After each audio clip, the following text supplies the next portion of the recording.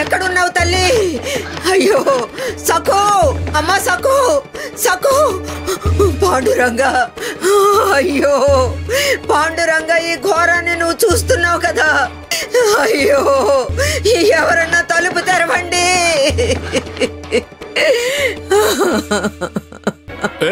ఇప్పుడు నువ్వెందుకు ఏడుస్తున్నావు?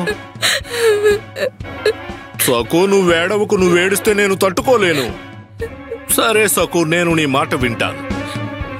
నేను పాండురంగడికి మరుగుతున్న నీటితో స్నానం చేయించను. అందుకు బదులుగా నేను నీకు ఒక పరీక్ష పెడతా. నువ్వు ఆ పరీక్షలో గెలవాలి. అలాగే, మీరు పెట్టే పరీక్షకి నేను సిద్ధంగా ఉన్నాను. కానీ ఈ నీటితో ఆయనకి స్నానం చేయించకండి. ఇదిగో సఖు, ఇది చాలా చిన్న పరీక్ష. ఈ మరుగుతున్న నీరు చల్లారిపోయేంత వరకు నువ్వు ఆ బావిలో నీళ్ళని తోడాలి, వంటి మీద పోసుకుంటూనే ఉండాలి.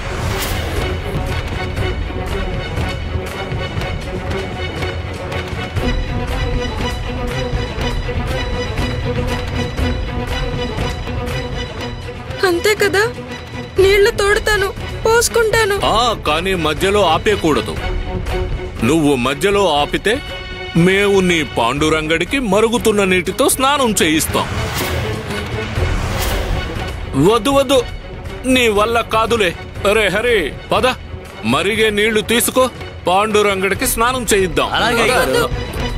నేను సిద్ధంగా ఉన్నాను. ఈ మరుగుతున్న నీరు చల్లారేంత వరకు నేను బావిలో నీళ్లు తోడి పోసుకుంటాను.